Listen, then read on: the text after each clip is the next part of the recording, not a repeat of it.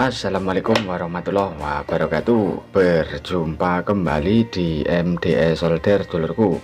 Di kesempatan kali ini saya akan membahas untuk ini ya dulur, mengenai power. Jadi untuk bias itu yang ideal itu berapa volt atau berapa milivolt ya. Nah, di sini saya akan mengupas tuntas mengenai bias dan juga cara mengecek ini dulur, DCO.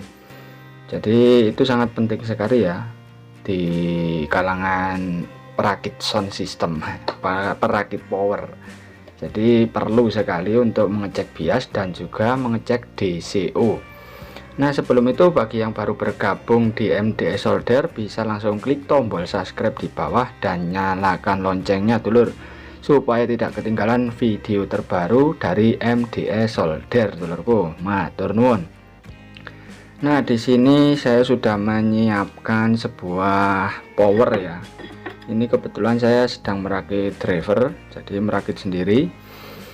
Nah, di sini akan saya bagikan bagaimana cara mengecek DCO dan juga bias pada power rakitan. Nah, di sini masih semberawut ya dulur, karena di sini habis jadi ini, masih barusan jadi.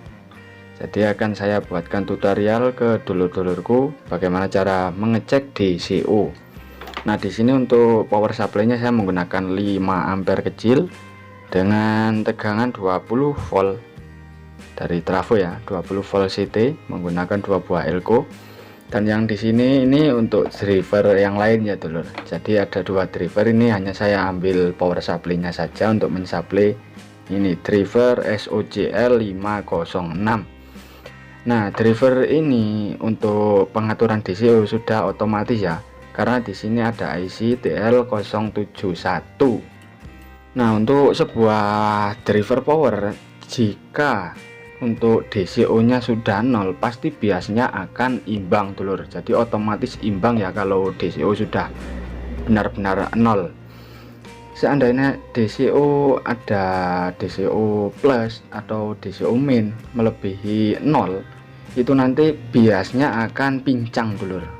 Nah, itu sangat berbahaya ya sebenarnya, karena bisa membuat panas salah satu transistor. Jadi entah yang plus atau entah yang min itu akan lebih panas ya dulur. Jadi biasnya pincang, panasnya juga pincang, tidak sama-sama panasnya dulur. Nah, di sini saya padukan menggunakan transistor Toshiba C5200 dan juga pasangannya 2SA 1943. Nah, di sini tegangannya akan saya cek dulu. Ini saya hidupkan untuk powernya. Ini potensionya saya tutup ya. Usahakan kalau mengecek sebuah DCO ataupun bias, potensionya kalau bisa ditutup dulur, supaya tidak ada sinyal yang masuk ke driver power. Ayo kita tes sama-sama. Ini kita gunakan skala 200 terlebih dahulu ya dulur untuk pengecekan DCO. Nah, jadi untuk pengecekan DCO ini probe yang hitam kita tempelkan pada ground power supply atau negatif power ya, negatif output power maksudnya itu. Ini kita tes dulu, kita tempelkan di jalur speaker untuk pengetesan DCO. Nah, ini 200 volt kita turunkan ke skala 20, 0 ya dulur. Kita turunkan lagi ke 2000 mV, masih 0, kita turunkan ke 200. Nah, disitu sangat bagus sekali ya untuk DCO nya. Dan kita tes biasnya.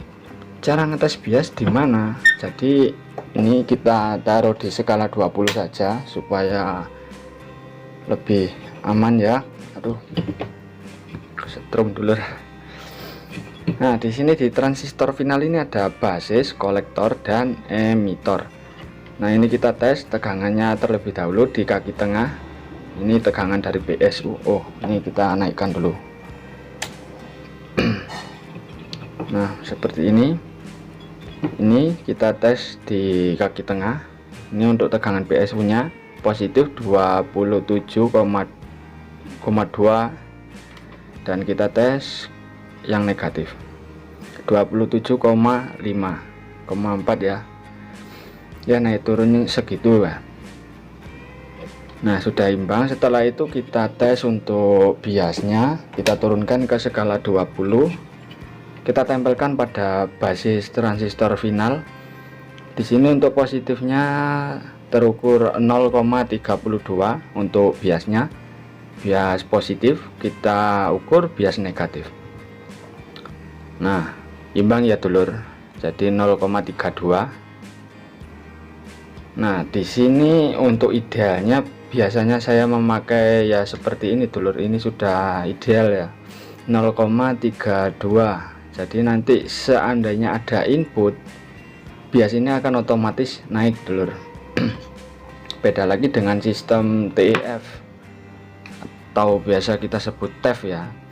Nah itu nanti biasnya mengikuti input, jadi sebelum ada input bias 0 dulur, dan setelah dikasih input bias itu akan naik.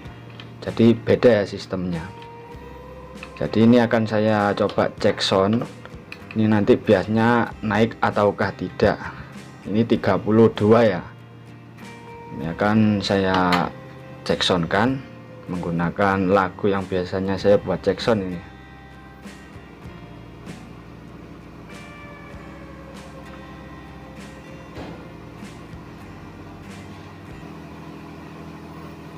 Ini volumenya full ya,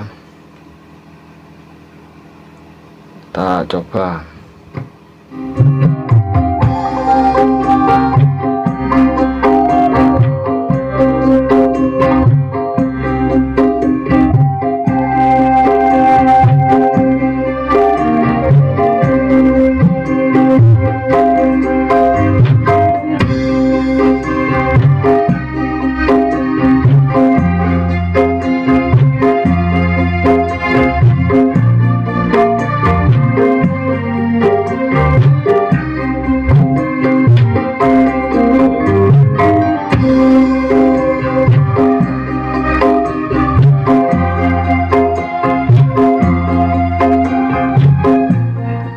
Jadi biasnya ikut naik ya jika kita kasih input. Nah untuk bias ini sangat berpengaruh terhadap suara ya dulur. Jadi seandainya biasnya itu kurang, suaranya juga tidak akan bisa loss, dan juga akan ada kendala serak biasanya dulur di volume kecil maupun volume besar. Jadi untuk bias di sini harus ideal ya dulur, ya ndak besar ndak kecil, jadi sedengan atau standar ya dulur. Nah di sini mantul sekali dulur. Ini untuk rakitannya ini saya menggunakan komponen resistornya ini full metal film dulur. Jadi saya pilih komponen yang bagus ya supaya hasilnya lebih mantap dan maksimal.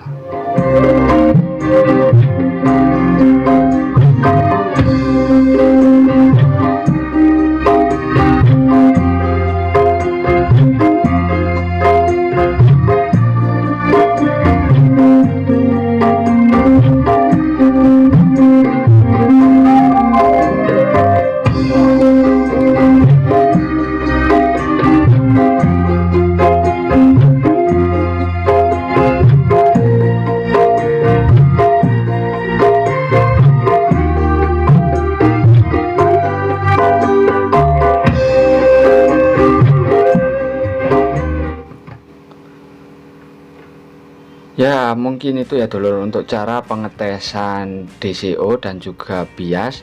Setelah itu juga sudah saya bahas untuk bias yang ideal untuk power amplifier, jadi suaranya supaya standar ya, bisa enak didengar di telinga.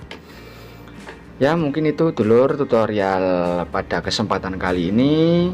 Jangan lupa yang baru bergabung klik tombol subscribe di bawah ya dulur, supaya tidak ketinggalan saat saya upload sebuah video baru dulur. Terima kasih, ditunggu video saya selanjutnya. Saya akhiri, wassalamualaikum warahmatullahi wabarakatuh. Monggo dilanjut dulurku.